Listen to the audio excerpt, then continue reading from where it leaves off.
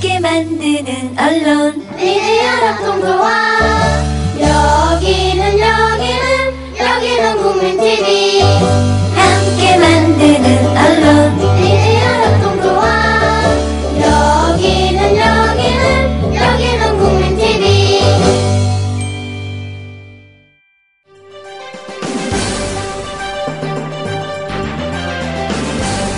정치평론가 이강윤의 오늘.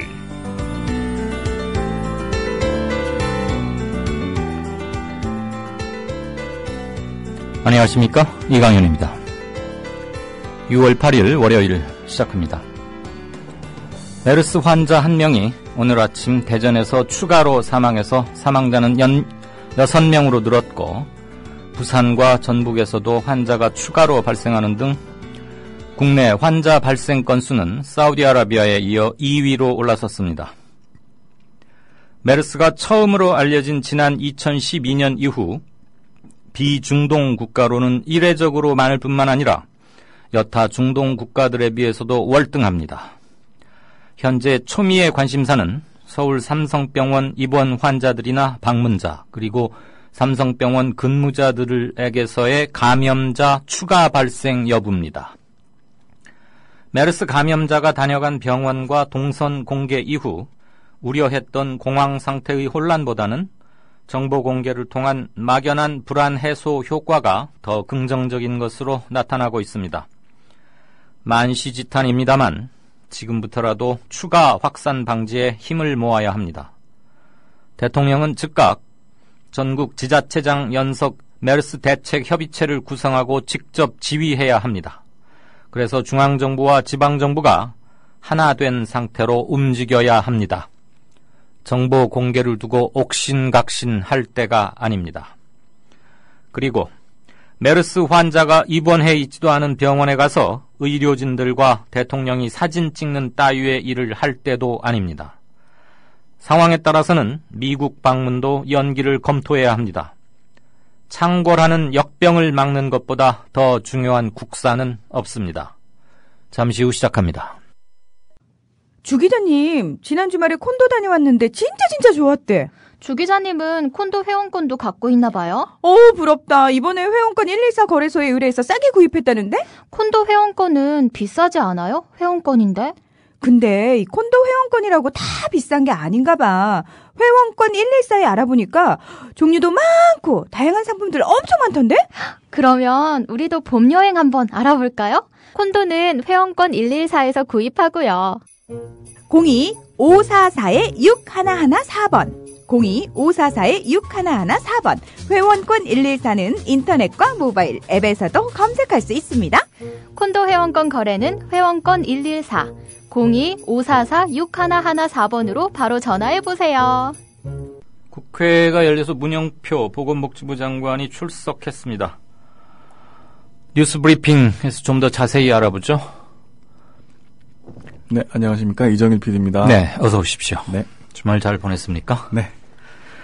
자, 오늘 국회에 출석한 문영표 보건복지부 장관, 의원들로부터 질문이 쏟아졌는데 어떤 요지로 답했습니까? 네, 문형표 복지부 장관은 오늘 메르스 사태와 관련해서 방역에 구멍이 있었던 것을 인정한다면서도 실패라기보다는 충분치 못했던 것이라고 말했습니다. 문 장관은 오늘 국회 긴급 현안 질문에 출석해 새정치민주연합 전병헌 의원이 정부 대책이 실패한 것이 아니냐고 묻자 매뉴얼대로 원칙대로 한 것에 대해서 그 방법이 틀리지 않았다. 다만 충분치 못해 이런 문제들이 발생한 것이라고 답했습니다. 환자가 중국으로 출국해 논란이 된 것을 두고도 매뉴얼대로 하고 있지만 아무래도 사람이 하는 일이라 놓치는 사람들이 있다며 본인들이 감추고 숨기면 찾아내는데 한계가 있다고 말했습니다. 이어 보건 전문가가 아니어서 방역 관리를 맡을 능력이 없지 않나는 추궁에는 제가 보건 전문가는 아니지만 복지부에는 상당한 의료 전문가들이 있으며 상황실에 상주하면서 협조 체계를 구축하고 있다고 대답했습니다. 한편 문 장관은 조심스럽게 예측하지만 메르스 사태는 오늘이 가장 피크라고 생각한다며 바라건대 내일이나 모레부터는 안정적인 모습을 보일 것이라고 말했습니다. 이어 메르스는 결코 공기 감염이 아니다며 충분한 경계를 해야 하지만 지나친 공포심이나 과장된 경계는 꼭 바람직하지 않다고 말했습니다. 네. 공기 전염이 아닌 것은 거의 확실해 보입니다. 국내외 여러 사례나 그동안의 의학자들 그리고 미생물학자들, 감염의학 전문가들의 분석을 종합해보면 공기저말이 아니라 비말, 날아다닐 비자, 포말할 때 말자죠. 그러니까 환자의 기침이나 재채기 등을 할 때 입에서 튀어져 나오는 체액, 수분 체액이라고 할까요? 갑자기 그런 말을 쓰려니까 좀 부자연스러운데, 그래서 근접했을 때 마스크 착용 이런 게 필수고요. 물론 병원에 환자가 비말이 묻어있는 손으로 문고리나 손잡이 이런 걸 잡으면 당연히 거기에도 바이러스가 살아날 수 있고, 상온 20도, 그다음에 습도 40% 상태에서 코로나 바이러스, 그러니까 메르스 바이러스의 정식 이름이죠. 중동 지역의 박쥐와 낙타 등에서 발견됐다는 그 코로나 바이러스의 생존 시간은 최대 20시간 정도로 추정되고 있습니다. 그런데 그것은 섭씨 20도의 40%니까 그 조건을 충족하지 못할 경우는 생존 시간이 더 짧아지는 것이고요. 그래서 너무 공기 전염에 대한 공포나 불안으로부터는 벗어나셔도 좋을 것 같습니다. 자, 이런 와중에 오늘 대전에서도 또 한 명이 80대 환자분이 사망했고 10대 청소년이 메르스에 걸렸어요. 통상 메르스는 아동들에게는 잘 걸리지 않는, 외국 사례에서 볼 때는 그랬었는데 지금 10대 고등학생이 메르스에 걸린 것으로 지금 의심되고 있는 거죠? 네, 국내에서 처음으로 10대 고등학생 메르스 감염 환자가 발생했다는 소식이 오늘 전해졌습니다. 교육부는 오늘 삼성 서울병원에 입원해 있던 16세 남자 고등학생이 전날 메르스 확진 판정을 받았다고 밝혔습니다. 보건복지부 중앙메르스관리대책본부는 오늘 오전 메르스 검사 결과 23명이 양성으로 확인됐다고 밝혔는데요. 이 가운데 67번째 환자는 올해 16세로 5월 27일 삼성 서울병원 응급실에 입원했다가 어제 확진 판정을 받았습니다. 지금까지 발생한 87명의 환자 가운데 미성년자는 처음으로 이전까지 34번째 환자인 평택성모병원 25살 간호사가 최연소였습니다. 이 같은 소식이 전해지자 일각에서는 어린이집과 초중고등학교에 휴교를 확대해야 한다는 주장이 일고 있습니다. 하지만 정부는 아직까지 정확하게 휴교령을 다 내린 것은 아닌데요. 휴교한 곳도 있지만 아직도 여러 학교에서는 학교장의 재량에 따라 휴교를 검토하는 것으로 알려졌습니다. 정부의 늑장 대응이 이를 더 키우지 않을까 우려가 되는 부분입니다. 네. 자, 국회 소식 좀 알아보죠. 오늘부터 황교안 국무총리 후보자 청문회가 시작됐습니다. 네, 황교안 국무총리 후보자를 대상으로 오늘 열린 국회 인사청문회에서는 황 후보자의 일부 요구 자료 미제출 문제가 쟁점으로 부각됐습니다. 야당은 오늘 오후 4시를 기한으로 못 박으며 자료 제출을 요구했고 끝내 자료를 제출하지 않을 경우 청문회 보이콧 가능성까지 내비치며 황 후보자를 압박했습니다. 반면에 여당은 야당의 자료 제출 요구가 무리하다고 반박하면서 메르스 등 현안 정책에 초점을 맞춰 질의해서 야당과 대조를 보였습니다. 청문회에서는 황 후보자의 병역 면제를 둘러싼 의혹과 정치적 편향성 논란, 재산 및 성실 납세 문제 등도 도마 위에 올랐습니다. 야당 의원들은 청문회 시작부터 의사 진행 발언을 통해 황 후보자의 일부 자료 미제출 문제를 거세게 몰아붙였는데요. 네. 새정치연합 박범계 의원은 자료 제출이 부실한 상황에서 이 청문회를 해야 하는지 심각한 의문이 든다며 황 후보자의 장관 청문회 때 자료 부실 때문에 만들어진 황교안법을 황 후보자 스스로 희롱하는 것이 아닌지 의구심이 들 정도라고 비판했습니다. 같은 당 우원식 의원은 오늘 오후 4시까지 국회 인사청문특위에서 의결한 요구 자료를 제출해야 한다.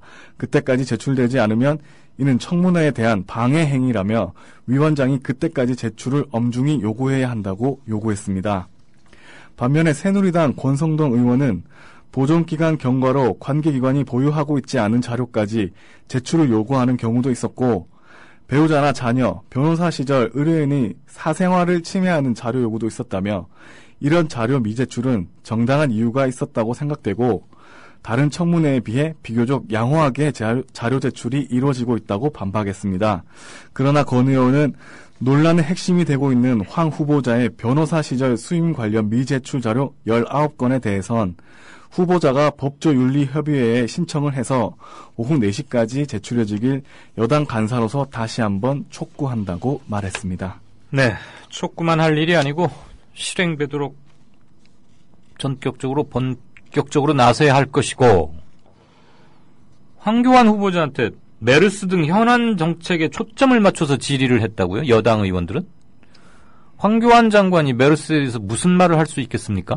지금 업무 보고를 받고 있는 것도 아니고 법무부 소관은 더더욱 아니고,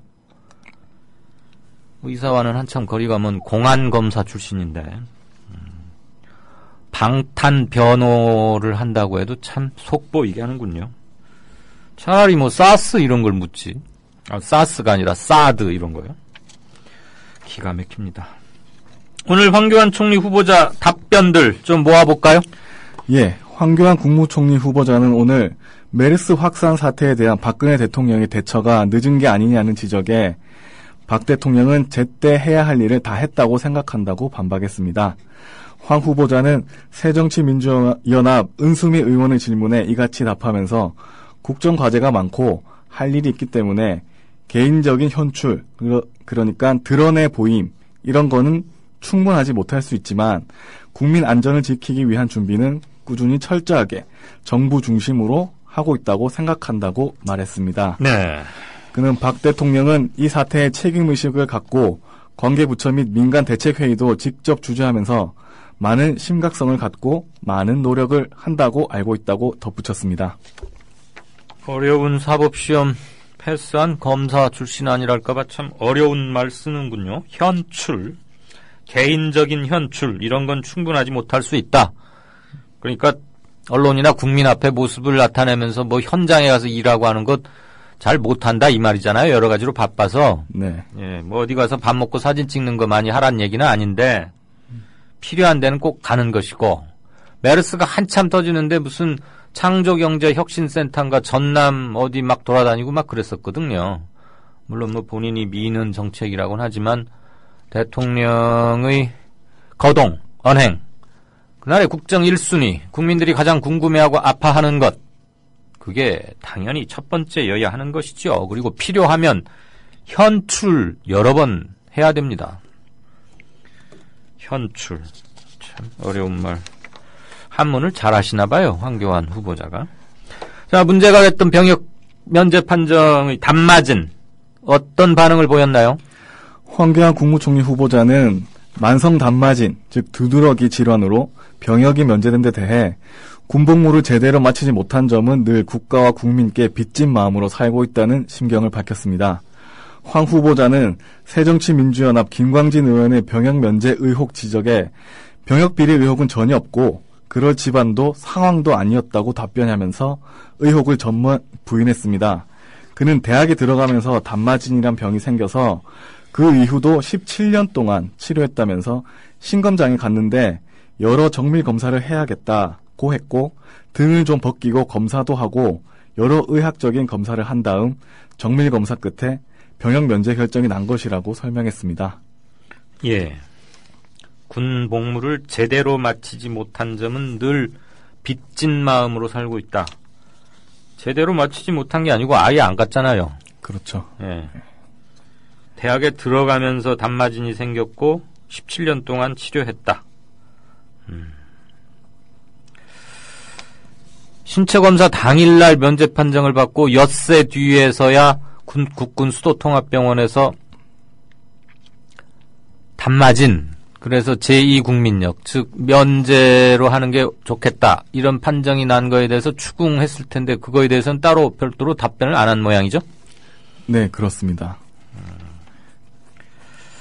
이러니까 청문회가 그냥 솜방망이 그런 얘기를 듣는 거죠. 전관 예우 논란에 대해서는 뭐라고 답했습니까? 한 달에 1억씩 모두 16억이 넘는 돈을 급여로 받았는데.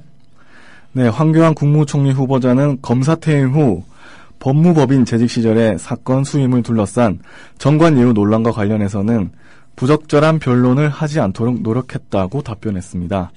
황 후보자는 국회 인사청문회에서 정의당 박원석 의원의 질문에 정관 예후 오해를 사지 않으려고 무던히 애를 썼고 그런 오해를 받을 만한 것은 자제하도록 했다고 말했습니다. 일부 사건에 대한 변호사 선임계를 누락했다는 의혹에 대해선 제가 담당한 사건에는 선임계를 냈고 제가 변론하지 않은 사건은 다른 담당 변호사가 선임계를 냈기 때문에 결과적으로 선임계가 빠진 게 없다. 이렇게 해명했습니다. 그는 수임계, 선임계는 금전과 관계가 없다. 변호사 선임은 법무법인에 돌아가고 거기서 담당 변호사를 정해 선임계를 내게 했다. 돈을 받았는지 안 받았는지 저희 이해관계와 관계가 없다고 덧붙였습니다. 예, 알쏭달쏭합니다. 알듯 모를 듯. 수임계나 선임계는 금전과는 관계가 없다. 변호사를 누구로 선임할 거냐 하는 것은 법무법인 몫이고 거기에서 담당 변호사를 정해서 선임계를 내게 했다. 선임계는 법원에다가 변호사 아무개, 홍길동, 이정일, 이강윤 이런 식으로 써서 정식으로 이름 박아서 이 사람들이 변호를 합니다 라고 신고하는 거죠. 네. 등록하면 그 사람만이 변론을 할 수 있는 겁니까? 네. 있는 건데 네. 지금 119건 중에 19건은 아예 무슨 사건인지 어느 법원에 무슨 사건인지조차 모르게 돼 있고 일부 취재에 의하면은 정식으로 선임계 이름 박아서 수임한 사건은 3건에 불과하다고 해요. 근데 지금 총 119건을 맡았다라고 제출을 한 거죠. 그러면은 그 취재가 맞다면 나머지 97건은 어떤 식으로 사건을 맡아서 전화 변론을 했는지 이게 지금 쟁점입니다. 또 지금 여야 간의 줄다리기 청와대가 물론 개입한 이후의 일입니다만 국회법 개정안에 대해서도 발언을 했죠. 네, 정부의 행정 입법권을 침해할 수 있다는 논란이 있는 국회법 개정안과 관련해서는 굉장히 어려운 사안이라며 법률적인 문제가 전혀 없지 않다. 위헌을 걱정하는 분들도 많다는 견해를 보였습니다. 황 후보자는 국회 인사청문회에서 새누리당 권성동 의원의 질문에 이같이 답한 뒤 국회에서 의결한 것도 있기 때문에 정치적 정무적 판단도 필요하다며 많은 의견을 모아 양자가 충돌되지 않으면서 조화될 수 있는 합리적인 방법이 무엇인가 함께 찾아가면서 국민이 걱정하지 않도록 노력하겠다고 밝혔습니다. 이건 좋은 말은 다 갖다 모아놨네요. 네, 답변 전체가 네. 약간 본질하고는 약간 떨어지게 그런 식으로 답변을 한 것 같습니다. 좋고 아름다운 말은 다 모아놨는데 들어서 가만히 들어보니까 실제 소용되는 말은 별로 없고 네. 하나만한 소리들이 많군요. 네. 양자가 충돌되지 않으면서 조화될 수 있는 합리적 방법이 무엇인가 함께 찾아가면서 국민이 걱정하지 않도록 노력하겠다. 그래서 어떻다는 겁니까 도대체? 자, 지금까지도 법무부 장관직을 유지하고 있는 상황에 대해서는 뭐라고 그랬어요? 예, 황 국무총리 후보자는 국회 인사청문회에서 낙마할 경우에 법무부 장관직을 유지할 것이냐는 새정치민주연합 김광진 의원의 질문에 전혀 그럴 생각이 없다며 그러는 건 도리가 아니다라고 답했습니다. 황 후보자는 다만 총리 후보 지명 이후에도 장관직을 유지하는 데 대해선 여러 검토를 하고 있지만 법무부의 직무가 엄중하기 때문에 유지하고 있다. 이렇게 설명했습니다. 네. 내일도 계속되죠. 네. 네, 인사청문회. 네. 자, 성완종 리스트 한번 볼까요? 한동안 잠잠했다가 오늘 3번째로 검찰에 출두한 성완종 리스트 속 인물이 있습니다. 바로 새누리당 홍문종 의원입니다. 출두부터 수사 내용 이런 것들 묶어볼까요? 네, 성완종 리스트 의혹을 수사하는 검찰 특별수사팀은 오늘 새누리당 홍문종 의원을 소환해 조사하고 있습니다. 홍 의원은 오늘 낮 12시 43분께 서초동 서울고검청사에 도착했는데요. 금품 거래 의혹을 묻는 취재진에 없다, 전혀 문제가 없다며 국민이 한 점 의혹을 갖지 않도록 진실이 밝혀졌으면 좋겠다고 답했습니다. 홍 의원은 성 전 회장이 왜 저를 지목했는지 저도 가슴 칠 일인데 이해가 안 된다. 리스트 속 다른 인물은 한 번 거론됐지만 나는 2번 거론돼서 그런 거 아닌가. 잘 모르겠다. 이렇게 언급했습니다. 이어서 성 전 회장으로부터 자신의 선거법 위반 사건 관계나 공천 관계 등과 관련해서는 여러 가지 도움 요청을 받았지만 하나도 들어주지 못한 게 안타깝다고 말했습니다. 성 전 회장으로부터 2억 원을 건네받은 혐의로 체포됐다가 구속영장이 기각된 김근식 전 새누리당 수석 부대변인을 아느냐는 질문에는 개인적으로 만난 적은 없지만 사무총장 시절에 복도나 여의도에서 마주친 적은 있다며 그분이 김 씨라는 점은 나중에 알았다. 이렇게 답변을 했습니다. 아, 그래요? 전혀 모르고 성도 몰랐답니까? 네. 김 씨라는 점을 나중에 알았다고 하네요. 성은 모르고 이름 정도만 알았고 복도나 여의도에서 왔다 갔다 하다가 인사하고 그러면 그냥 답례했다 이런 얘기죠? 네. 그런 사람한테 성 전 회장은 왜 2억 원을 줬을까요? 그리고 그 2억 원은 중요한 데 쓰라고 갖다 줬을 텐데 부대변인에게 2억씩이나 주는 것은 대단히 이례적이죠. 검찰이 어디까지 밝혀낼지 한번 보십시다. 무망해 보이긴 합니다만. 그런데 홍문종 의원은 검찰 출석 전에 특별수사팀의 서면 조사를 받았어요. 그리고 홍문종 의원 말고도 그러니까 8명 성완종 리스트 8명 중에 홍준표, 이완구 두 사람을 제외한 6명에 대해서는 서면 조사를 했어요. 왜 서면 조사를 먼저 하는 겁니까? 네, 홍 의원과 유정복 인천시장, 그 다음에 서병수 부산시장, 허태일 김기춘 전 청와대 비서실장, 이병기 청와대 비서실장 등 리스트 속 정치인 6명이 검찰의 서면 질의서에 답변서를 보냈습니다. 8명의 리스트 속 인물 중 홍준표 경남지사와 이완구 전 총리는 서면 조사 없이 직접 소환됐는데요. 검찰 관계자는 서면으로는 의혹 해소가 어렵거나 비효율적이면 소환한다며 홍문종 의원이 그런 경우라고 말했습니다. 특별수사팀은 홍 의원의 금품거래 의혹을 김근식 씨의 2억 수수 혐의와 별개 사안으로 보고 있는데요. 김 씨가 성 전 회장으로부터 금품을 받았다고 조사된 시점은 2012년 3월로 성 전 회장의 대선 자금 제공 의혹과는 시기상 무관하다는 게 검찰의 판단입니다. 2012년 대선을 앞두고 성 전 회장이 조성한 비자금의 흐름이나 홍 의원과 성 전 회장 사이의 접촉 기록 등이 단서가 된 것으로 보이는데요. 검찰은 2014년 6월 지방선거를 전후한 때에도 홍 의원은 당시 새누리당 사무총장이었던 점을 강조하는 것 같습니다. 네. 검찰 관계자는 성 전 회장의 금품 제공 의혹은 여러 시점과 가능성을 열어두고 수사를 진행해왔다. 이렇게 말했습니다. 네. 서면으로는 의혹 해소가 어렵거나 비효율적이면 소환한다. 홍문종 의원이 그런 경우다. 김근식 전 새누리당 수석 대변인이 받았다는 2억 원과 홍 의원의 금품 거래와는 크게 관계가 없는 것 아니냐. 이 말은 대선 자금하고는 별 상관이 없는 거 아니냐. 지금 이 얘기죠. 근데 사람들, 많은 국민들은 그 돈 혹시 대선 자금으로 들어간 거 아니야? 그럼 중앙당에 제대로 신고하고 회계 처리를 했나? 아니면 대선 때는 큰 돈들이 뭉텅이로 쓰이고 들어오고 나가고 하니까 누가 중간에서 착복을 하거나 일부만 위에다가 회계 보고하고 장부 처리를 하고 일부는 또 자기가 좀 알아서 쓴 거 아니냐. 지금 이런 것들만이 생각하잖아요. 네. 그런데 대선 자금하고는 상관이 없는 것으로 보고 있다. 이게 특별수사팀 얘기예요. 특별한 수사를 하고 있는지 정말 특별수사팀인지 걱정이 많습니다. 자, 환경단체들만의 주장이 아니죠. 우리들 안전하고도 직간접의 관계에 많이 놓여 있습니다. 핵발전소 얘기 좀 들어보겠습니다. 정부가 석탄 화력발전소 4기를 건설하려던 계획을 취소하고 2029년까지 원자력발전소 2기를 신설하기로 좀 방침을 바꿨네요.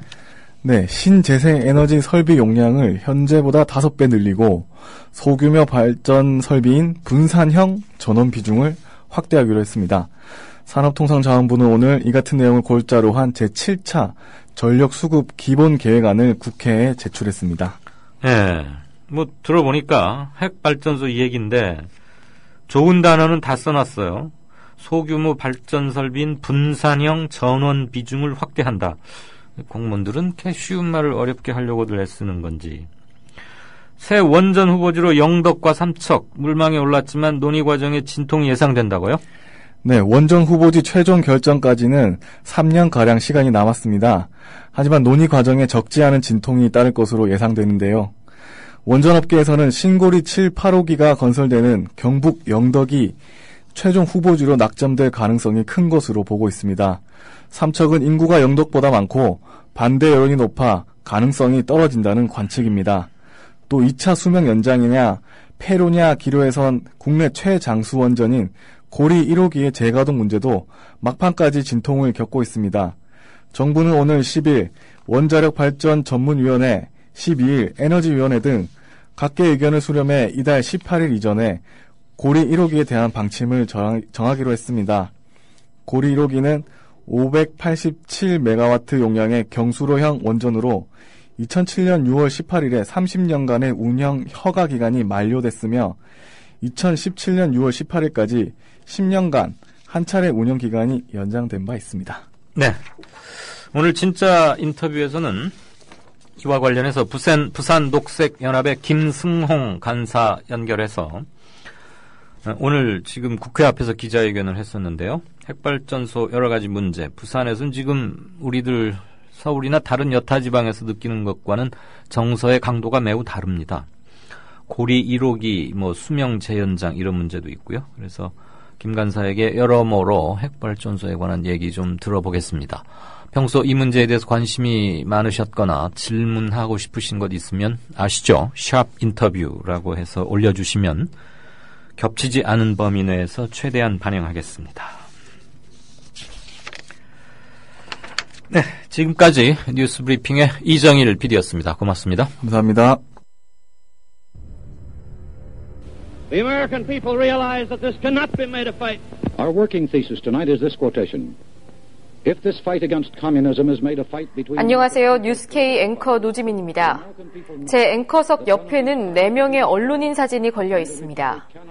이 중 한 사람인 에드워드 머로우는 메카시즘의 광기를 끝낸 용감하고 양심적인 기자로 기록됩니다. 숨죽여 있던 미국의 지성을 일깨운 계기였습니다. 어느 누구는 뉴스 앵커가 특정한 주장을 펼치는 것이 점잖지 못하다고 지적합니다. 하지만 시시비비를 가리는 것은 언론인의 사명입니다. 뉴스K가 그 사명을 일깨우면서 한국 언론을 선도하겠습니다.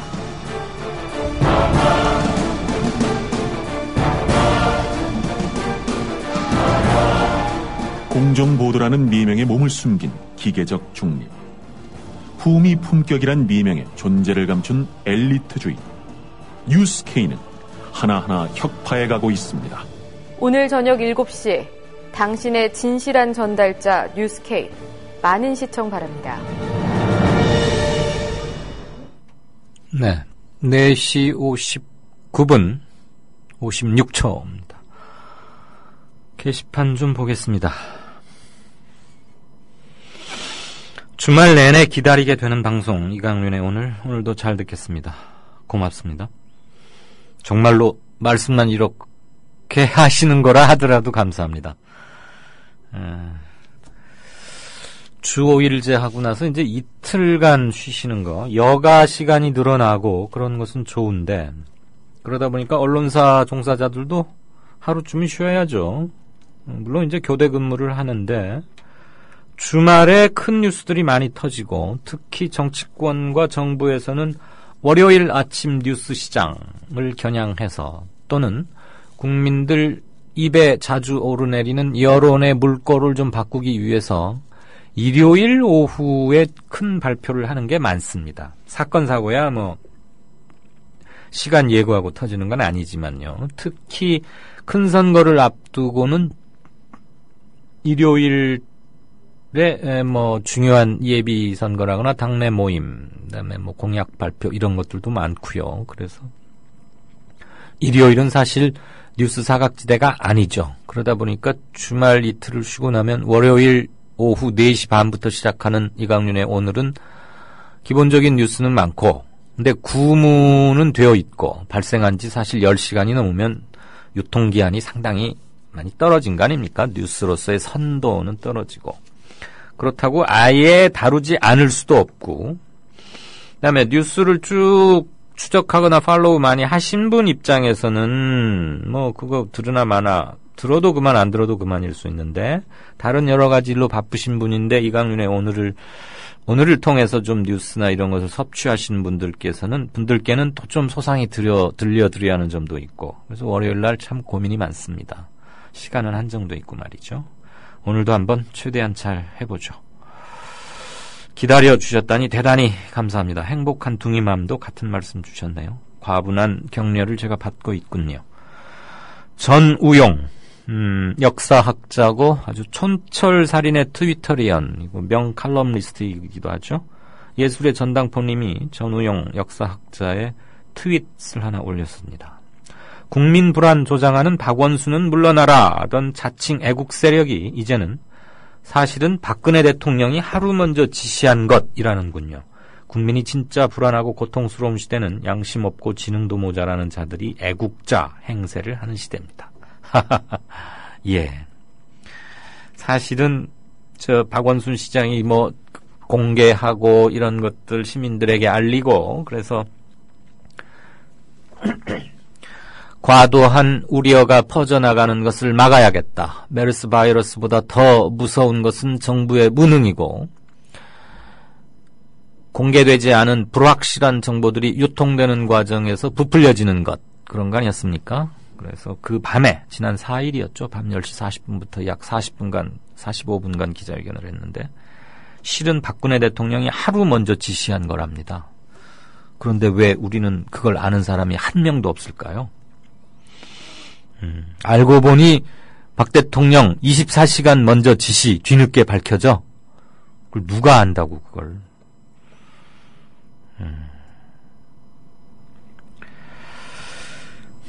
소리엘님 고맙습니다.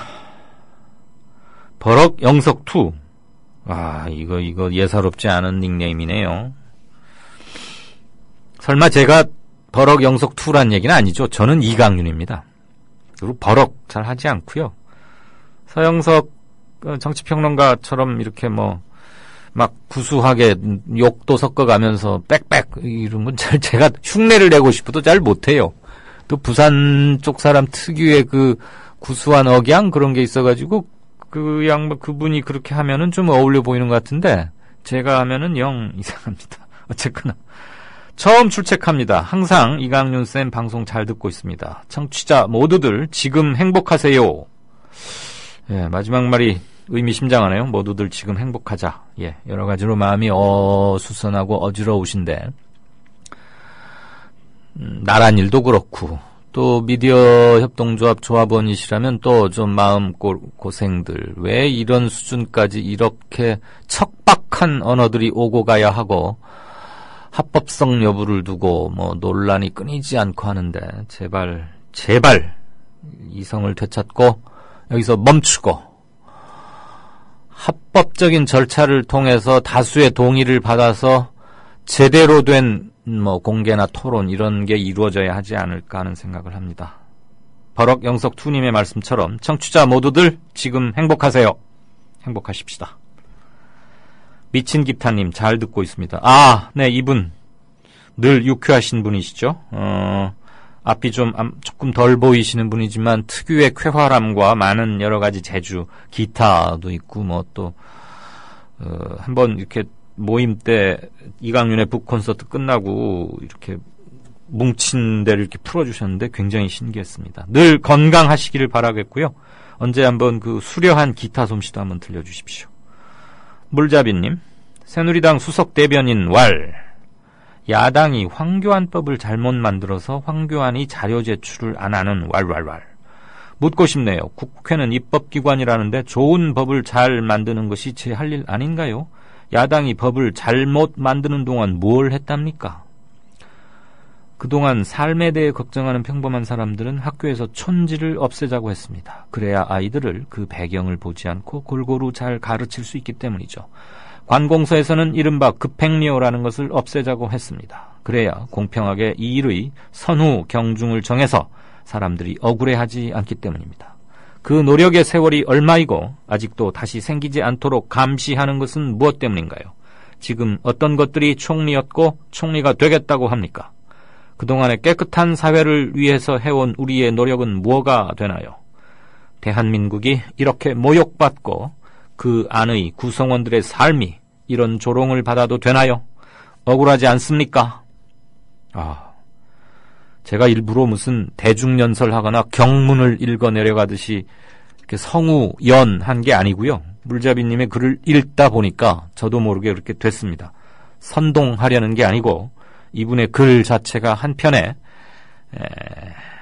대중연설 같습니다. 대단한 필력이시고 문제점을 잘 집어내주셨네요. 앞으로 물잡이님께서 좀 제가 매일 오프닝 때문에 고민인데 가끔 객원 오프닝도 한번 좀 써주실 것을 부탁드립니다. 물잡이님 생각 있으시면 저 답글을 달아주시거나 페이스북 저에게 메시지를 주시면 제가 이메일 주소나 전화번호를 드리겠습니다. 정말 글이 좋으시군요. 다른 분 것 좀 보겠습니다. 7송이 수선화 S, 7 수선화 S. 오늘 조금은 조마조마한 마음으로 하루 종일 국민TV 라디오에 집중하게 되네요. 막연히 잘 될 거야 하고 기도하게 되네요. 네, 이분께서 염려하시고 기도하시는 게 나란 일인지 무능한 정부인지 아니면 국민TV 라디오 안팎을 둘러싼 여러 가지 좋지 않은 얘기들 그리고 걱정 끼치게 하는 사항들 어떻게 만든 조합, 미디어 협동조합이고 어떻게 모인 3만 명이며 어떻게 증좌를 하고 어떻게 CMS를 내고 있고 그러는데 왜 이렇게 질이 멸렬 마치 무정부 상태처럼 리더십의 공백과 함께 거친 언사들이 오가고 그래서 상처받아야 하는지 이런 것들을 염려하시는 것으로도 읽힐 수 있겠습니다. 나란 일이건 우리 국민TV 라디오가 좀 더 내실 있고 원래의 창립 취지에 맞게 기능할 수 있도록 하는 일이건 간에 지금은 서로가 서로를 존중하고 최소한의 예의를 지키면서 오가는 언사 때문에 더 커지고 감정적으로 에스컬레이트 되고 나면은 수습할 수 없지 않습니까? 불구대천의 원수도 아니고 다시 볼 사람들이어도 그런 말은 쓸 수 없을 텐데 굉장한 언사들을 보고 나면은 마음이 참담하다 못해 이러려고 조합을 만들었나 하는 생각이 들죠. 네. 제발 지금은 자중자애하고 서로 아끼고 같은 점을 보도록 합시다. 원칙이 아닌 거에 대해서는 준엄하게 그러나 예의를 갖추어서 짧게 메시지만 전하는 것도 방법일지 않을까 싶습니다. 써니텐님, 써니텐이 아니군요. 주말 내내 기다렸다는 이전 분의 말씀 많은 분들이 공감하실 겁니다. 일어난 일들에 대한 이강윤님의 시각이 궁금한 거죠. 예, 제가 진행자입니다만 저의 사견을 함부로 여러분께 여쭐 수도 없고요. 그래서도 여러분이 받아들여 주시지도 않겠지만 저는 그냥 최대한 팩트 앞에서 누구나 다 겸허해야 하고 팩트들로 이 얘기를 꾸미고 꼭 필요하다면 제 코멘트는 마지막에 한 0.5%만 붙이고자 늘 그것을 준칙으로 삼고 있습니다. 들으시고 나서 판단하시는 게 제가 생각하는 것과 크게 다르지 않으리라는 모종의 믿음 같은 건 있습니다. 대단히 감사합니다. 써누텐님. 이가경님, 본인 실명이신가 봐요. 감기는 개인 위생 조심하면 됩니다. 부적격 총리 탄생 막아야. 부정대선 자금 의혹, 자살 사건 이슈화. 검색 많이 해서 수면 위로 올라와야. 네네네. 이 냄비 금성 아주 문제죠. 무슨 일 하나 터지면 어제까지도 막 그거 때문에 나라가 온통 뒤집어지고 큰일 갔다가 새로운 일 터지면 그거 그냥 쫙 밀려서 신문에서 5면 이후로 6, 7면으로 다 밀려나고 방송에서는 15분대 이후로 그러니까 정시뉴스라면은 한 7, 8꼭지가 새로운 거 하고 그 뒤에 이제 단신 전하듯이 이렇게 된단 말이에요. 그거 정말 우리 언론들, 그건 보수나 진보나 저는 50보, 100보, 독인, 개긴이라고 생각합니다.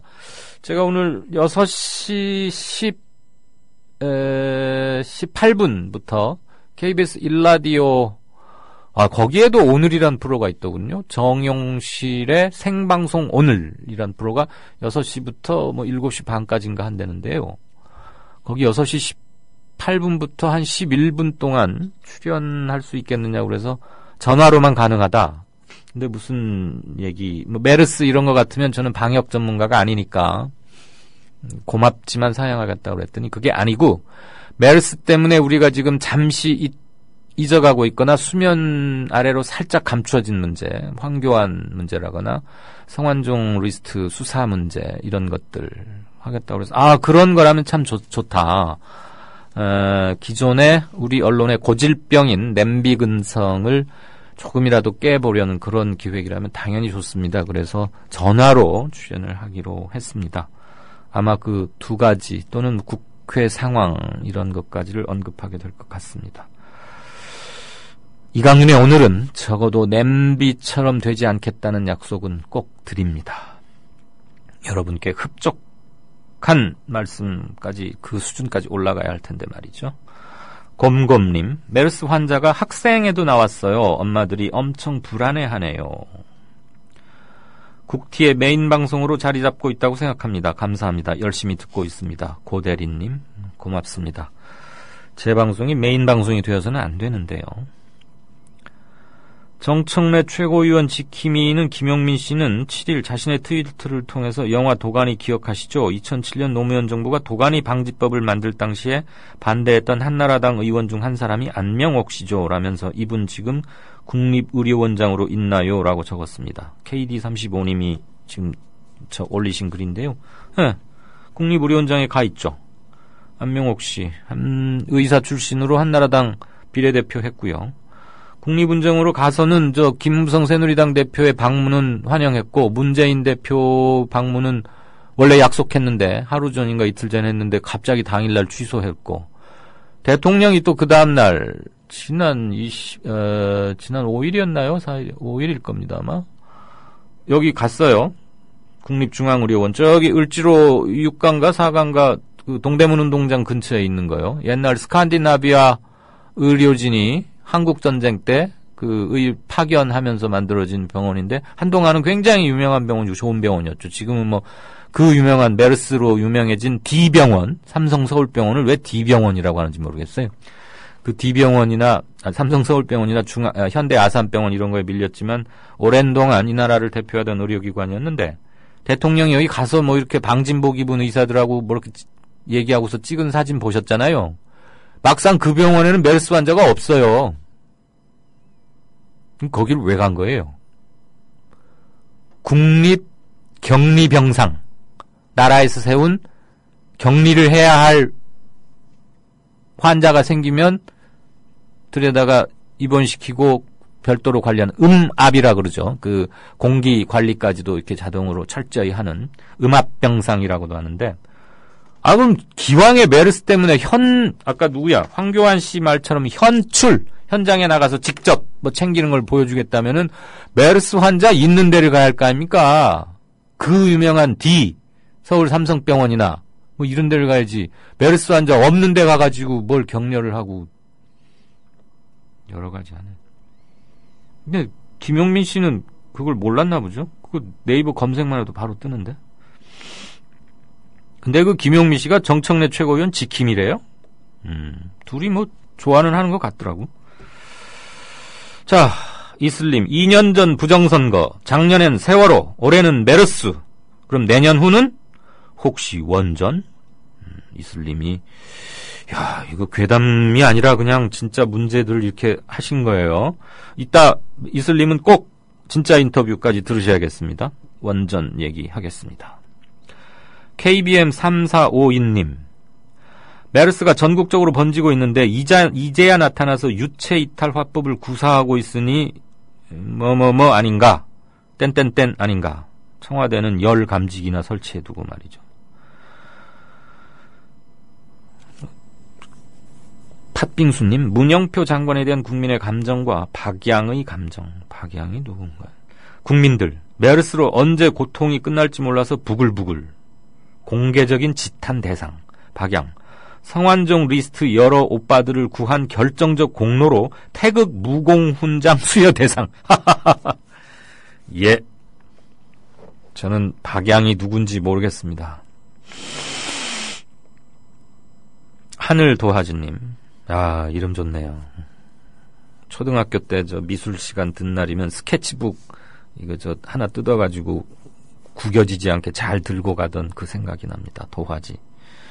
황교안 답변이 애매모호하네요. 정말 교활합니다. 대통령이 미국 예정대로 갔으면 좋겠어요. 이번에는 지지율 떨어질 것 같거든요. 다름과 닮음님. 탈세, 병역 회피, 탈법, 불법 등 국민의 기본 의무를 다하지 않았으면 미안하다거나 송구스럽다고 말할 게 아니라 고위공직을 맡지 않는 것이 국민에 대한 기본적 도리이고 인간으로서 최소한의 양심이다. 황교안 후보자의 뻔뻔함과 야비함은 현 정권의 법무부 장관답다. 이러셨습니다. 돼지만세님, 오늘 인사청문회 총리 후보자요. 인터넷 TV로 시청했는데 황교안 후보자의 답변보다도 여당 의원들의 셀프 쉴드가 압권이었죠. 심지어 어떤 위원의 질의 내용 중에는 전관예우가 지극히 자연적인 현상이라면서 쉴드를 치는데 쉴드가 이렇게 거들어준다, 변호한다 이런 뜻인가요? 아무리 여당 의원이지만 야당을 여당으로 혹시 잘못 쓰신 게 아닌가 싶습니다. 제가 고쳐 읽었습니다. 돼지만세님. 그런 양반을 국회의원으로 뽑아서 청문회위원이라고 앉혀놓았으니 이건 뭔가요? KBM3452님께서는 특히 염국회의원 강원도 출신 염이 있나요? 강원도 출신 중에 염의원? 소소님, 병역면제 같은 특혜를 받을 만한 집안이 아니다. 오늘 지금 황교안 씨가 했던 답변의 일부죠. 현직 법무장관이 온 국민이 지켜보는 인사청문회장에서 이와 같은 발언을 했다고 합니다. 네, 뉴스브리핑에서도 전해드렸죠. 그럼 병역면제 특혜를 받을 만한 집안은 받아도 된다는 소리인가요? 그렇군요. 병역면제 특혜를 받을 만한 집안은 아니었다, 못 됐다. 그러니까 자기는 신의 아들이거나 돈이 많거나 고관대작의 아들이어서 그 호가-호비, 그 위세로 군대를 빠진 게 아니다 이거죠. 그러면은 그럴 만한 그래도 되는 집안은 있단 말입니까? 소소님 정말 날카롭게 짚으셨습니다.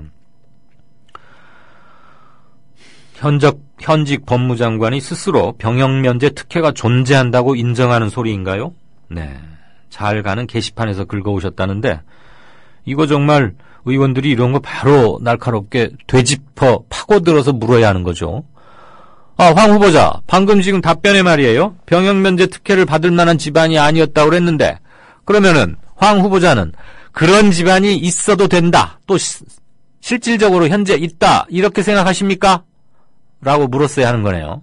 네, 고맙습니다, 소소님. 근데 이거 우리가 이렇게 말해봐야 누가 듣나? 김광진 의원한테 이정일 PD 이따가 방송 끝나고 김광진 의원한테 이 과정을 좀 전해주세요. 응? 어제 이런 답변을 했는데 내일 인사청문회 때는 김 의원 질의 시간에 반드시 이걸 꼭 물어라. 아주 중요한 얘기 같습니다. 고맙습니다, 소소님. 국민라디오 내 댓글 다시 올리세요 라고 KBM3452님이 말하셨는데 아마 뭐 잘못된 모양이에요. 지워졌거나. 그런데 다른 분도 이미 말씀을 주셨습니다만 이거는 국민라디오에서 관리하는 게 아니고 팟빵닷컴이라는 국민라디오와는 전혀 무관한 곳에서 팟빵닷컴이라는 별도 사이트에서 하는 겁니다. 지우고 뭐하고 하는 것도 다 거기고 가끔 버벅대거나 하는 것도 그쪽 서버나 이런 문제인데 아마 그 시스템은 아실이라고 믿고요. 여기 트래픽이 많이 걸리면 지연되거나 잘 안 올라가기도 한다더군요. 특히 사진이나 이런 것들. 근데 짧은 댓글은 올라갈 텐데 여러분께서 말씀하셨지만 저도 다시 한번 확인해드립니다. KBM3452님. 이것은 팟빵닷컴에서 100% 관리하는 거고 국민TV건 어디건 아무 짓도 할 수가 없습니다. 어떤 내용의 글을 올리려다가 사라졌는지는 모르겠는데 그게 아니라는 것은 명백히 말씀드립니다.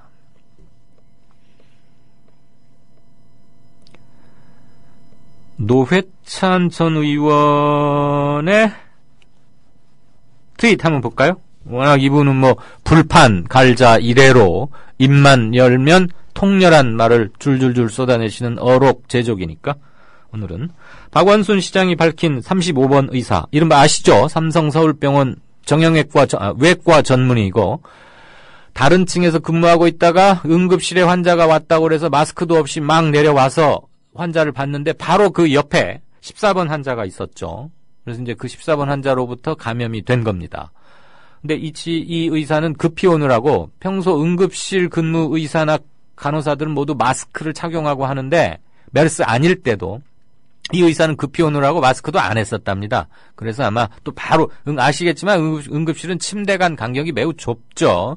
그러다 보니까 감염됐을 것으로 추정이 되는데 그 35번 의사 그리고 원혜영 의원이 밝힌 부천의 어떤 시민, 이재명 시장이 그저껜가 밝혔던 성남 시민 등 모두가 일원동 서울 삼성의료원에서 감염된 확진 환자인데 언론에서는 아직도 이 병원을 D병원이라 부르며 은폐하고 있군요. 아시나요? A 대통령님? 오바마는 O로 시작하죠? 그럼 A 대통령은 누굴까요? 네, 잘 모르겠습니다.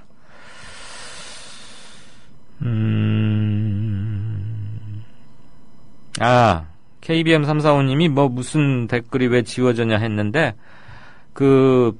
풍자하느라고 쓰신 단어 때문에 누가 지우고 그런 건 아닐 겁니다. 적어도 우리 손을 벗어난, 이거 무관한 일이니까 그 점은 착오 없으시길 바랍니다. 네. 나머지 글 주신 견해들은 조금 이따 다시 한번 보겠습니다. 미디어 협동조합이 벌이는 싸움은 단번에 끝나는 단거리 달리기가 아니라 마라톤입니다. 반만 년 동안 기승을 부려온 기득권 논리, 또 기회주의가 어찌 일거에 숙청되겠습니까? 인내심과 지구력을 갖고 천천히 또박또박 그리고 신랄하게 헤쳐나가야 합니다. 국민TV의 조합원이 되어주십시오. 이 사술과 기만의 시대 언제까지 방치하겠습니까? 국민TV가 가장 무서운 견제자로서 어둠을 헤치고 썩지 않게 하는 힘이 되겠습니다. 이제 가입하실 때가 됐습니다. 미디어 협동조합 홈페이지 국민.tv 또는 mediacoup12@gmail.com의 문호는 24시간 열려 있습니다. 다 함께 자부심으로 물려줄 세상을 만듭시다. 누가 아는 바로 당신이 할 일입니다.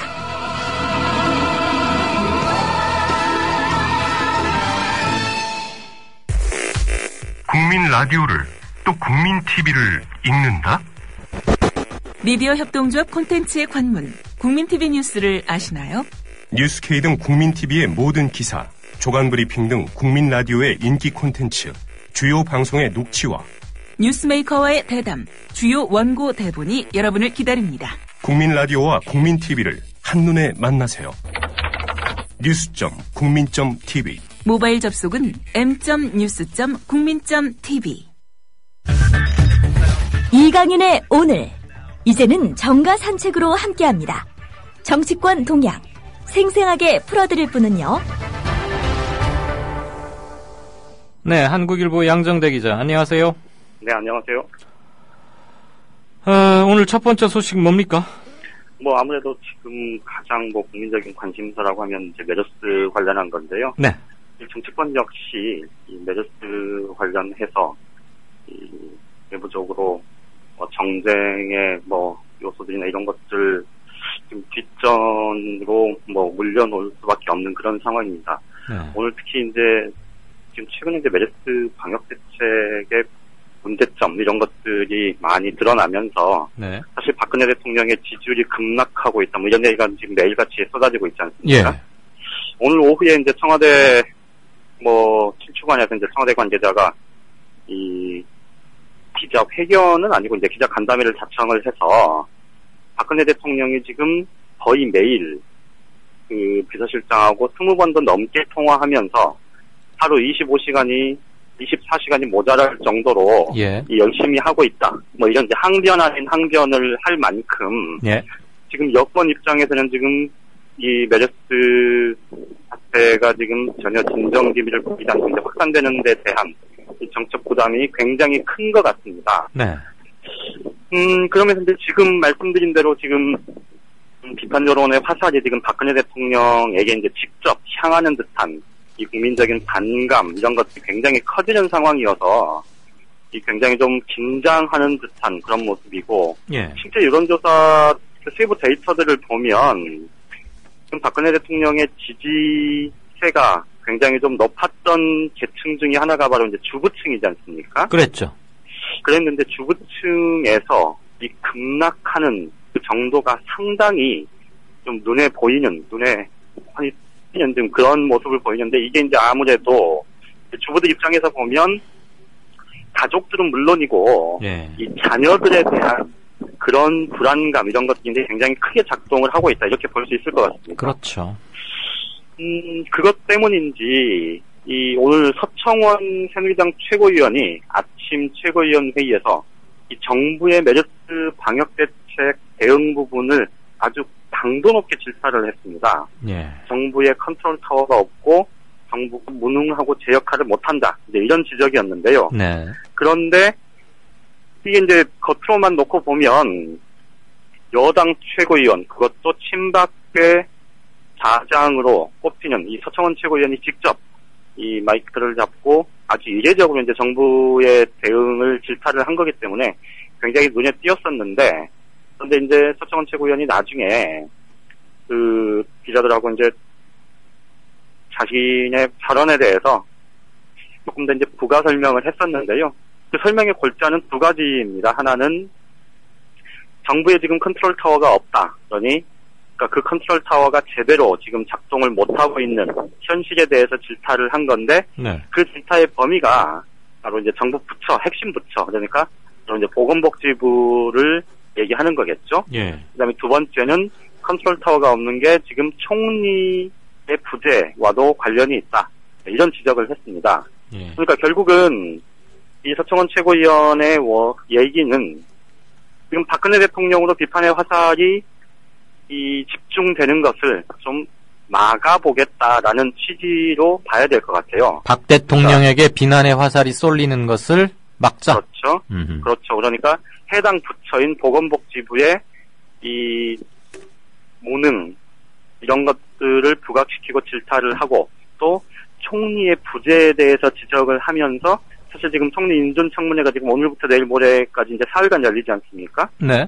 이 총리가 빨리 임명되어야 한다는 그런 어떻게 보면 지금 그 서청원 최고위원이 뭐 당 대표가 아닙니다만 어떻게 보면 아주 일반적인 당청 관계에 있었다면 당에서 당연히 정부를 향해서 비판적인 목소리를 내면서도 대통령을 보호하는 좀 그런 정치적인 판단에서 나온 얘기다 이렇게 볼 수 있을 것 같습니다. 자기가 친박계의 대장이니까 이럴 때 한마디 좀 해야겠고 더군다나 총리도 없고 애매한 상황에서 그렇죠. 대통령을 또 엄호할 수도 있기도 하고 자기 존재 이유도 좀 확인하고 그렇죠. 뭐 김무성 대표는 잘 못한다고 지금 보고 있다고 나름 판단했을 수 있겠죠. 그렇죠. 그러니까 이제 제가 그래서 이제 서청원 최고위원의 얘기를 소개시켜 드린 거는 두 가지 이유인데요. 일단 하나는 전체적으로 지금 여권이 이 메르스 사태 대응 논란과 관련해서 지금 박근혜 대통령의 지지율 급락 그리고 민심 이반 이런 것들에 대해서 좀 굉장히 긴장하고 있다. 이런 부분들이 좀 역력하게 지금 드러나고 있음을 좀 상징적으로 보여준다는 거고요. 네. 또 다른 하나는 당청 관계에 지금 불편한 부분이 있지 않습니까? 이 부분에서 김무성 대표나 유승민 원내대표를 향해서 네. 당이 이런 역할을 해야 한다는 좀 일종의 무언의 압력이랄까요? 이런 것들을 좀 간접적으로 불만을 표출했다. 이렇게 볼 수 있을 것 같습니다. 네. 오늘 오후부터 조금 뭐 기류가 조금씩 뭐 아마 나타나고 내일 모레쯤이면 아마 뭐 지금 메르스 사태가 현재 확산 일로에 있어서 보건당국에서는 내일하고 모레가 고비다 뭐 이렇게 얘기를 하고 있지만 예. 현재 많은 전문가들이 이게 좀처럼 수그러들지 않을 거다라고 지금 우려의 목소리를 내고 있지 않습니까? 네, 한편에서는 이런 부분들이 그렇죠. 그렇죠. 이런 부분들이 조금 더 가게 되면 아마 당 내에서 여당 내에서 친박계와 비주류 사이에 그 박근혜 대통령에 대한 태도 이 부분을 두고 또 다른 전선이 형성될 수도 있다. 이런 얘기들이 지금 조심스럽게 나오고 있습니다. 또 다른 전선.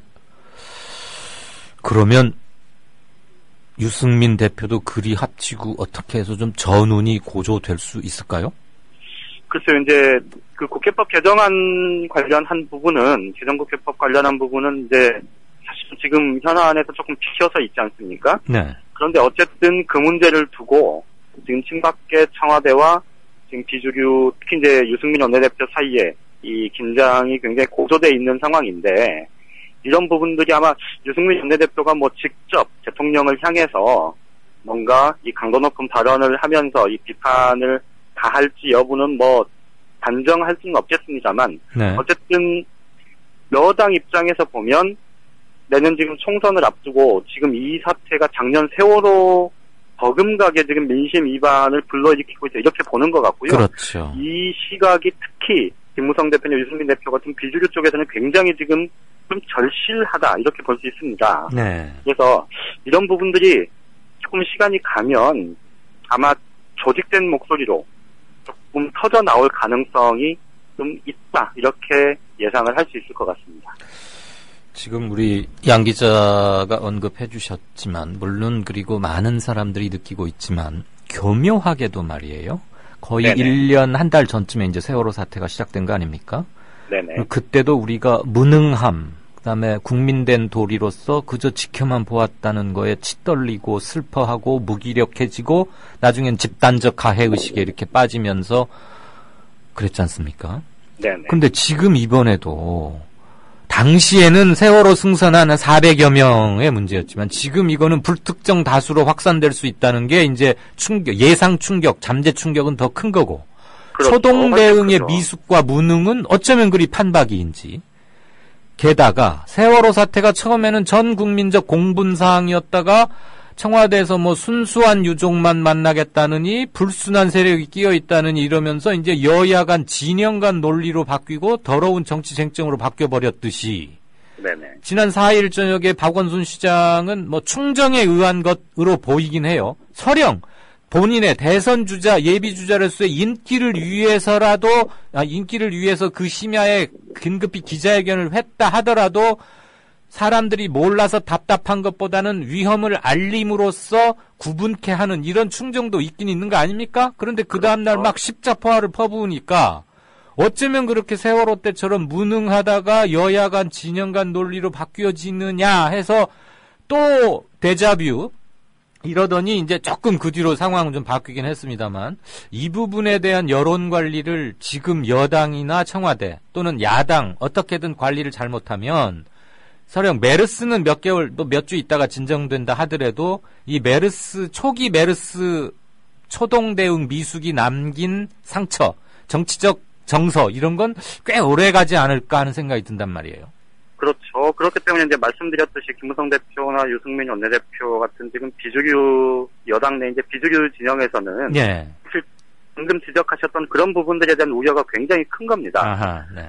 그러니까 어쨌든 내년 총선을 이제 책임지고 치러야 될 단위이고, 예. 그렇다면 사실은 이게 이제 국민적인 민심 위반 이런 것들을 이 하루아침에 되돌린다는 게 쉽지 않지 않습니까? 네. 더더군다나 말씀하셨듯이 세월호 사태가 작년에 있었고 불과 1년 만에 또다시 이 정부의 무능한 정부라는 이 네이밍이 이제 형성이 되면 사실 여당 입장에서는 총선 자체가 굉장히 힘들어지는 거거든요. 예, 그렇죠. 네, 그래서 말씀드렸듯이 이 사태가 어떻게 그 전개가 되느냐와는 또 무관하게 이 박근혜 대통령과 이 정부의 이 초동 대응 미숙 그리고 무능 이런 부분들에 대해서 이 여당이 본격적으로 좀 자기 목소리를 낼 가능성 이런 부분들에 대해서 지금 서서히 지금 정치권 내에서 얘기가 나오기 시작한다는 겁니다.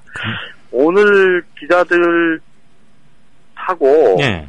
이 새누리당의 한 핵심 당직자하고 이 뭐 간담회 비슷하게 그러니까 뭐 비공식적으로 모여서 좀 얘기를 하는 과정에서 그런 얘기가 나왔어요. 뭐요? 그러니까 그 여당 핵심 인사들 몇몇이 모인 자리에서 이 메르스 사태를 보니 이 북한의 생화학 무기 이런 것들이 정말 무섭겠다는 생각이 들었다. 뭐 이런 얘기들에 대해서 이제 공감을 했다는 겁니다. 그러니까 이게 이제 우스갯소리로 이미 뭐 SNS 상에서도 뭐 얘기가 돌고도 있습니다만 이게 결국은 며칠 지나면 정부 여당에서 이 메르스 사태 이게 결국 북한 소행이다 뭐 이런 얘기 하지 않겠냐 뭐 이런 그 우스갯소리가 돌지 않습니까? 예. 그러니까 지금 정부 여당 특히 이제 대통령을 위시한 그 주변의 인식 이런 것들이 얼마나 이 국민 정서 혹은 현실과 동떨어져 있는지를 좀 단적으로 뭐 아주 심각하게 하는 얘기는 아닐지 모르겠지만 네. 그런 인식의 편차 이런 것들을 좀 단적으로 보여준 것 아닌가 그렇게 볼 수 있을 것 같습니다. 예. 여당이 독자 목소리를 내기 시작했다는 것은 1. 청와대 인기가 별로다. 그리고 계속 앞으로도 떨어질 것 같다. 2번. 큰 선거가 확 다가오고 있다. 대충 이런 얘기죠. 그렇죠. 네. 그나저나 제가 정치 전문가 앞에서 아까 질문이나 따복따복 할 일이지 뭐 알지도 못하면서 길게 말해서 미안합니다. 서청원 친박계 좌장 의원이 오늘 뭐 내각 어쩌고 막 이런 말 한 거는 그렇게 큰 정치적 의미를 지금 단계에서 부여하긴 좀 그렇죠?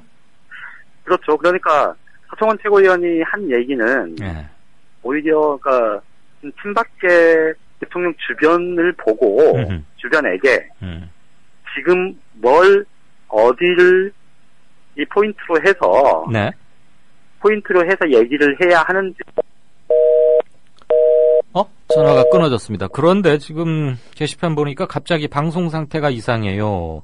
소리가 이상하게 나옵니다. 여러분들이 막 올려주고 계십니다. 그러면서 전화가 갑자기 끊겼고 햇살 한주님은 장난을 누가 하네요. 정말입니까? 왜 그렇죠? 좀 올려주시겠습니까? 혹시 장소까지 함께 좀 알려주시면 좋겠습니다. 어딘데 수신 상태가 아주 안 좋다, 못 알아듣겠다 이런 것들요. 전화 연결은 다시 됐습니다. 양 기자님. 네네네. 네, 짧게 두 번째 얘기하고. 예. 네. 그래서 이제 아까 다른 얘기 잠깐 드리면, 서청원 최고위원이 한 얘기는 친박계를 향해서 지금 국민들한테 어떤 메시지를 보내야 하는지를 자신의 정치적인 경험 이런 것들에 근거해서 얘기를 한 거다 이렇게 볼 수 있을 것 같고요. 알겠습니다. 이게 이제 국민들한테 던지는 메시지라고 보기는 좀 어려울 것 같습니다. 네. 결국은 정치권 안에서 선수들끼리 알아들으라 하고 대내용 발언일 가능성이 크다 이거네요. 그렇죠. 예. 오늘 여기까지 할까요? 뭐 하나 더 할까요? 홍문종 맞아요. 의원 오늘 그 출석 소환했죠. 얘기를 잠깐 말씀드려야 될 것 같은데요. 그것도 크죠. 오늘 지금 검찰이 지금 이완구 전 총리 그리고 홍준표 경남지사 이 두 사람에 대한 직접 소환 말고 나머지 이 소환용 리스트에 있는 6명한테는 서면 질의를 보냈다. 그런데 서면 질의 내용도 아주 구체적인 질문을 한 게 아니고 뭐 아주 느슨한 질문을 했다. 뭐 이런 것들이 확인되면서 사실 대충 덮고 이제 끝내려는 것 아니냐 이런 비판들이 꽤 컸지 않습니까?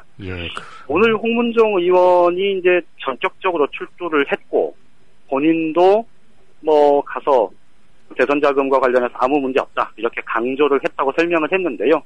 지금 대체로 이 정치권에서 나오는 얘기는 이제 대선 자금 수사는 더 이상 하지 않는 쪽으로 가는 것 같다.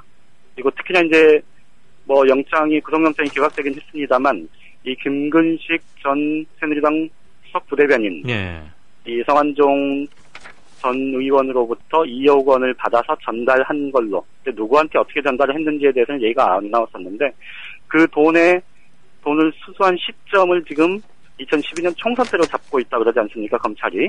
그런데 검찰 주변에서 나오는 얘기 들어보면 구체적으로 시점을 특정하거나 이런 것들이 아니라 그럽니다. 그러니까 막연하게 2012년 3월경 그러니까 총선 전에 총선 자금으로 갔을 거다. 이렇게 지금 검찰이 막연하게 추측을 하고 있는 것 아니냐. 지금 서초동 출입기자들 사이에서 지금 그런 얘기가 나오고 있는데요.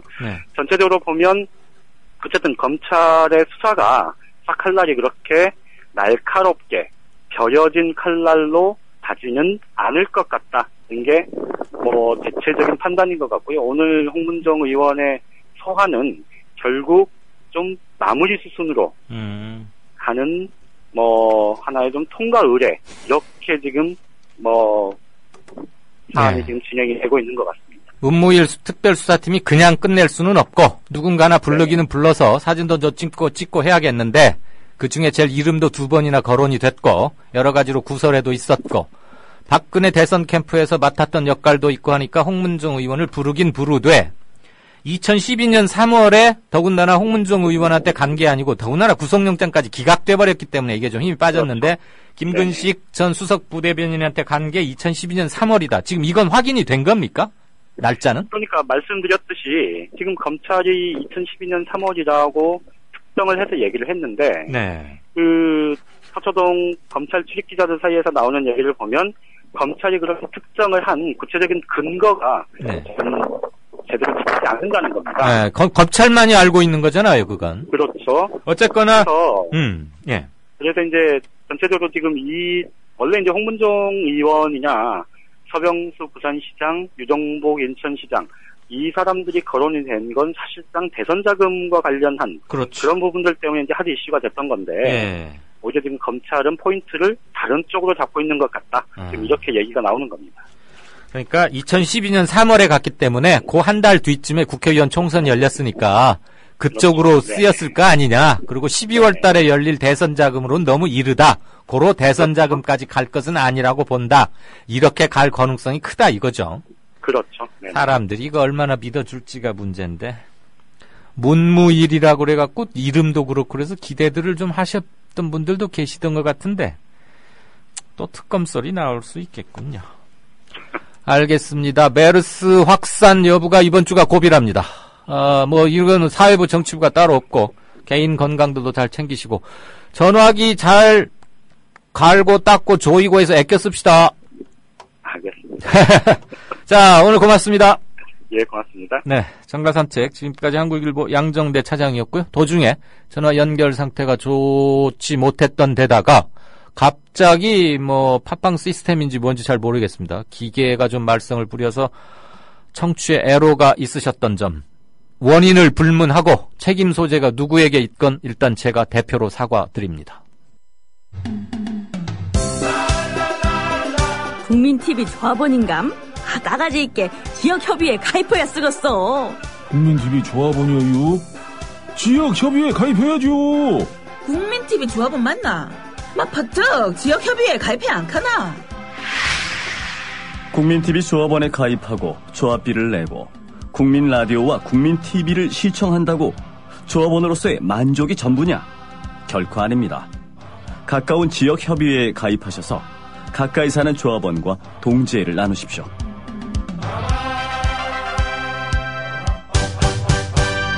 자세한 가입 안내는 미디어협동조합 홈페이지 지역협의회 게시판을 참고하시면 됩니다. 미디어협동조합원 여러분, 조합비 납입하고 계신가요? 조합원의 기본 의무는 1인당 월 1회 11,000원 이상의 조합비를 납입하는 것입니다. 조합비로 국민TV의 모든 콘텐츠를 만들고 그렇게 해서 세상을 바꾸는 힘을 하나하나 축적해갑니다. 미디어협동조합 홈페이지 국민.tv 또는 서울전화 3144-7737로 신청하실 수 있습니다.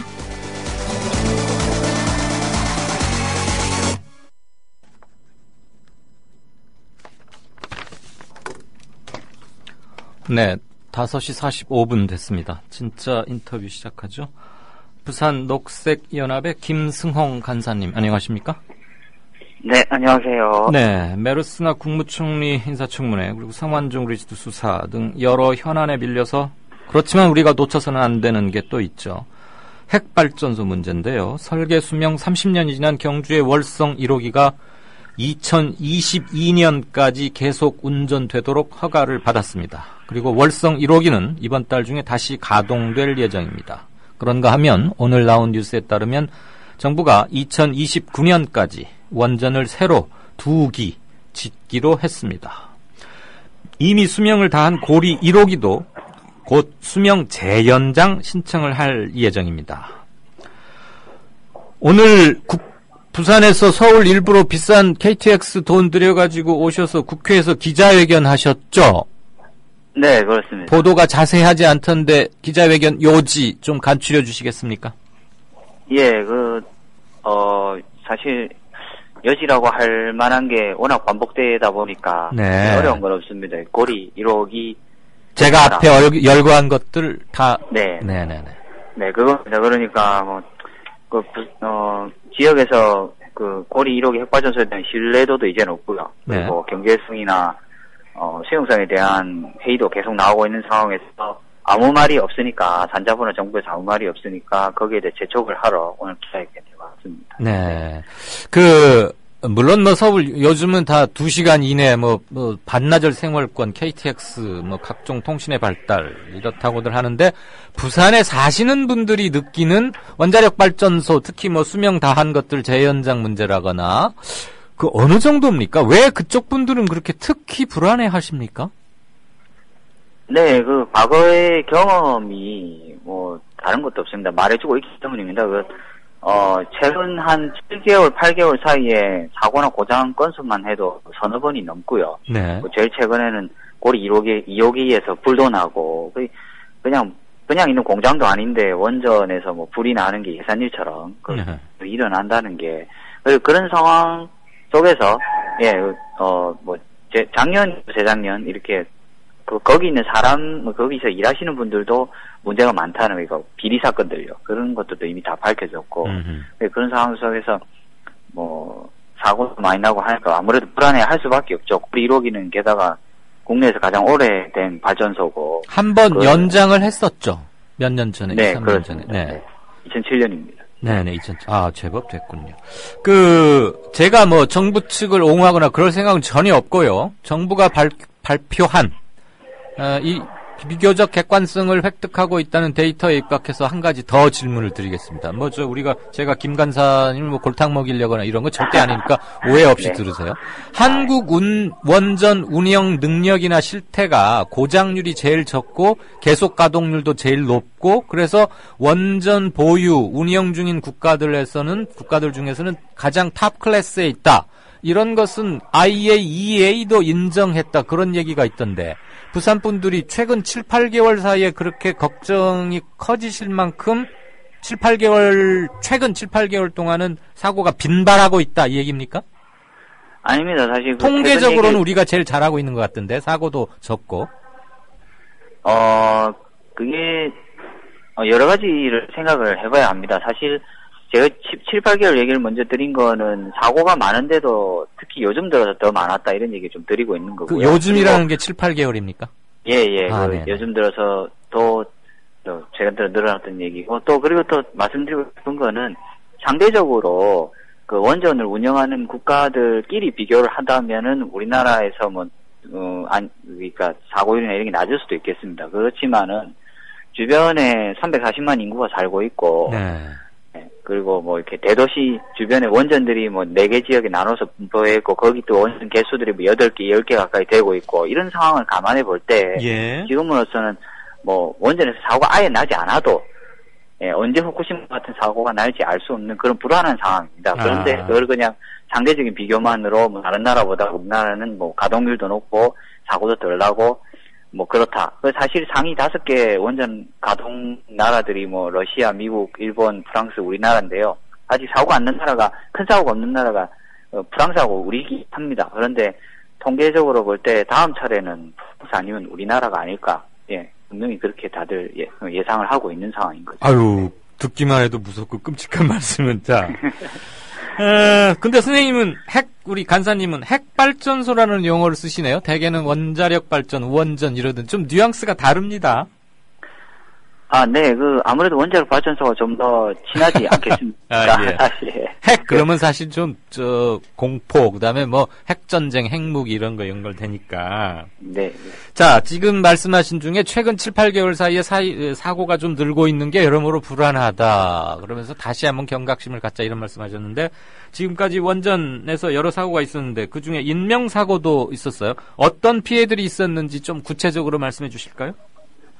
네, 여러 가지입니다. 상상할 수 있는 거는 내부에서 뭐 이렇게 방사능이 누출돼서 거기 피폭된 사건도 이렇게, 그게 뭐 이렇게 부지 바깥으로 확 퍼지고 이런 건 없었는데 그런 경우도 몇 건 있었고, 그리고, 뭐 이렇게, 냉각수 배출구에서 이제 작업하시던 작업자분이 거기서 이제 이렇게 물살에 휘말려가지고 이렇게 지식사하는 그런 경우도 있었고. 그랬어요? 인명피해는 여러 건 있었습니다. 그게 부산 현지에서는 언론에 보도가 됐습니까? 네, 좀 전에 말씀드린 건 이제 영광 쪽에서 있었던 일이거든요. 영광에서? 고리에서는, 좀 전에 말씀드렸던 그런 거 말고도 인명피해가 좀 있었습니다. 네. 알겠습니다. 서병수 부산시장은 네. 핵발전소 지금 우리 김간사님의 용어를 그대로 쓰겠습니다. 핵발전소 해체 시설을 부산에 두자 이런 주장을 했는데 이에 대해서 어떤 입장이신가요? 참고로 핵발전소 해체 시설이라 하면 무엇을 말하는 겁니까? 폐로 이후에 그것을 해체하는 그런 걸 말하는 건가요? 네, 폐로가 결정이 되면 이 발전소를 이제 어떻게 놔둘지를 결정을 하게 되고요. 시설 자체를 재활용하지 않을 생각이라면, 실종이라 하면 다시 원전을 돌린다거나 이런 게 아니라, 도움 형태 건물 안에 다른 형태의 산업시설을 넣는다든가 이런 정도인데, 그런 결정이 내려지는 게 아니라면 폐쇄를 하게 됩니다. 근데 우리나라는 아직 폐쇄 기술이 완벽하게 갖춰져 있지 않고 경험도 없기 때문에, 네.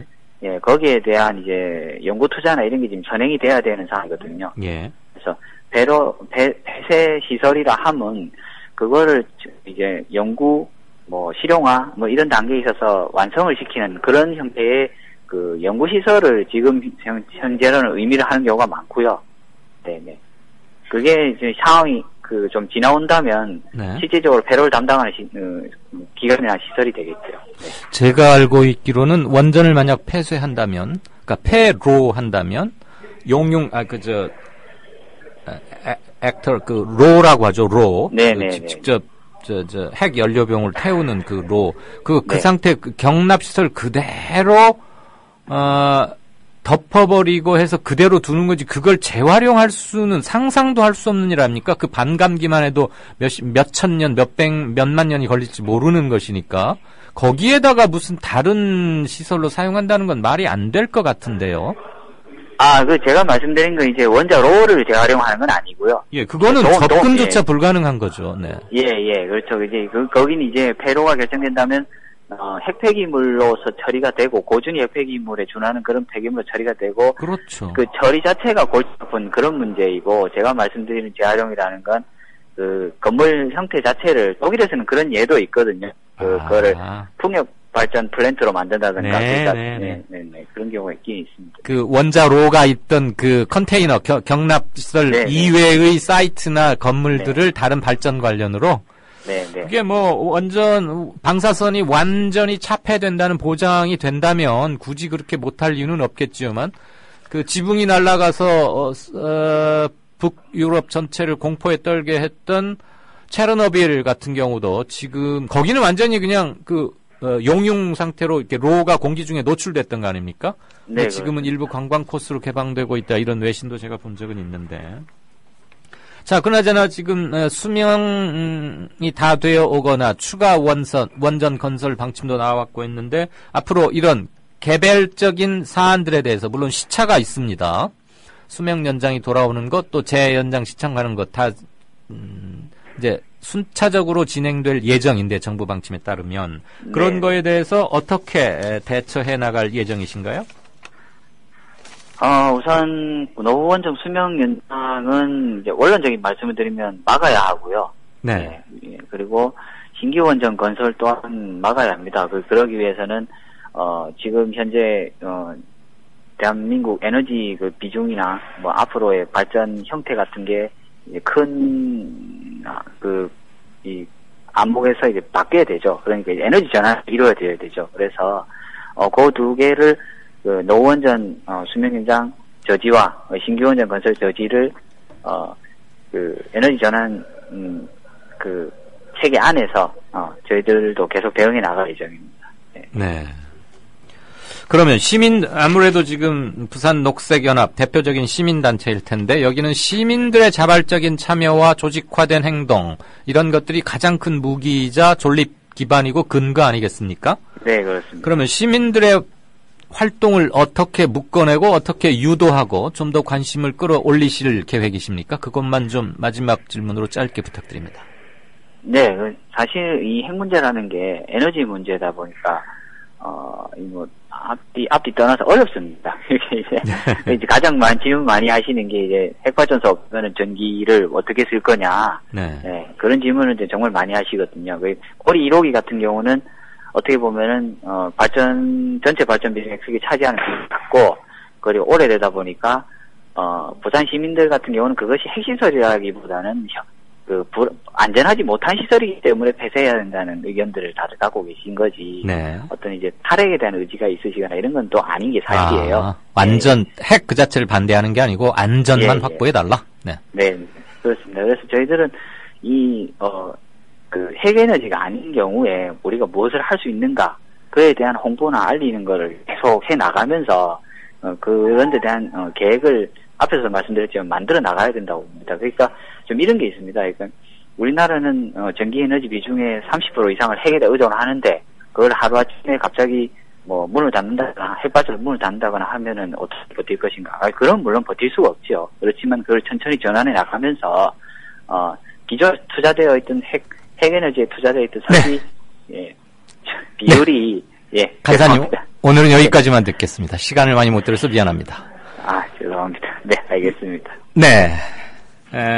방송 사정이 조금 고르지 못했던 점은 있었습니다만, 김승홍 간사께서 하시고 싶어 하는 말씀은 충분히 전달은 된 것 같습니다.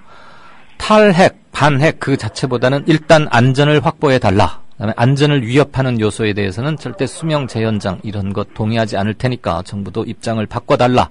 이런 거 답답하니까 국회 앞에까지 와서 일부러 상경 시위라고 할 수는 없고, 오죽 답답했으면 일부러 국회 앞에 와서 기자회견을 했겠습니까?